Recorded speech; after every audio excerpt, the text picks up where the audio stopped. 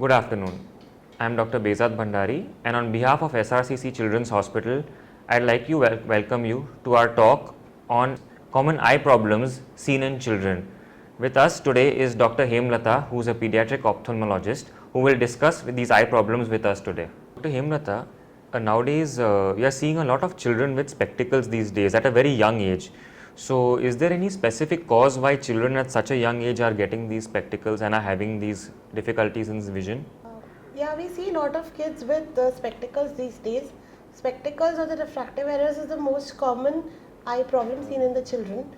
The reason why we are seeing more of them nowadays is, one thing is the increased awareness. Parents bring their children for eye checkup and then we diagnose them to have these spectacle numbers. In olden days, what used to happen is, unless the child has too many symptoms, parents never used to bring them for eye checkup. Another important causes nowadays is a lot of increase in the screen time, especially these gadgets. Children, instead of playing outside, they are mostly on the iPad, mobile, and so two reasons are there. One is increased amount of near work. That is one reason why they have these spectacles, because the eyes are put to strain. Another reason is myopia, which is the commonest refractive error, that is a minus number. One important factor is, when the child plays outdoors, they look at a far distance. So the eyes are put to rest, and the sunlight is also known to play some role in preventing the progression of refractive error.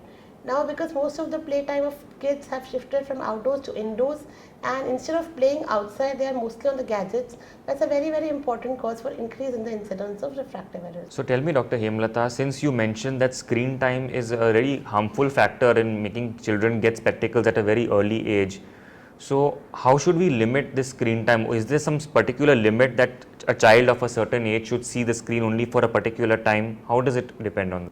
See, when we talk about screen time, there are two things. One is television, which is at a far distance, and the font and all the size is little bigger. Another is the gadgets which they use for near, that is the iPad, mobile, and all those games which they play. Now, it's recommended that a child less than 2 years should be seeing a maximum of half an hour screen time, and 2 to 12 years it should be maximum 1 hour. Apart from damaging the eye, the screen time is also not good for children, because children need a two-way communication. When they look at a screen time, they are constantly looking at it, and if they don't like a game, they switch to another game. So there is no bimanual communication which is happening, so that also affects their progress. Another thing is, when they are looking at screen for a very long time, they tend to stare. So the muscles which work for near, they are put to more strain. So if at all a child is wanting a screen time, we suggest them break it into intervals, that is, give them 10 minutes in the morning, 10 minutes in the evening, but at no cost more than half an hour to 1 hour per day is the ideal screen time. Many a times parents come with their children with complaints of squint. Some of them think it is familial, and those who think it is not familial, they come to show the doctor. Now some of them are advised basically surgery, some of them are told to just wait and watch, it will get better. So can you enlighten us more on this squint, what exactly it is and what we are supposed to do? Regarding squint in children, many times parents notice a squint at home, sometimes a relative points out, and what happens is, sometimes they think that this is our familial trait and they ignore it. But ideally, any squint in a child, even if they have a suspicion, they should bring the child for an evaluation. Why? Because if there is a squint, then that particular eye is not seeing correctly, and there are chances of developing a lazy eye. Regarding the type of squints, there is one entity which is known as pseudo squint, where there is just an appearance of squint. Now, this is seen whenever you have a flat nasal bridge. In some children who have this retinopathy of prematurity, they have retinal issues, so it may appear as if they have squint and they don't have a squint. But when there is a squint, what is our general protocol is, we first rule out a refractive error, because refractive error per se is a very common cause of squint. So if a child has a refractive error, the first step we do is we prescribe them glasses and then we call them for review. At the review, we check whether this particular squint is well controlled with the spectacles or needs further interventions. There are other types of squints also, which is because of the muscle weakness. So we call it convergence and accommodation insufficiency or infacility. If a child has the squint because of the muscle weakness, then there are certain exercises available which we give it to them. This needs to be done, some exercises need to be done in office, some need to be done at home. Now there is a third type of squint which is not due to spectacles, which is not due to muscle weakness, it is a squint which requires surgery.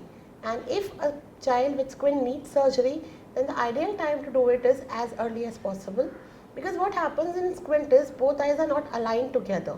So how we generally see a three-dimensional images, our brain fuses the images of two eyes. So when a particular eye is deviated, that eye is gradually ignored by the brain, and the chances are there that that eye will become a lazy eye and the vision of that eye will deteriorate completely.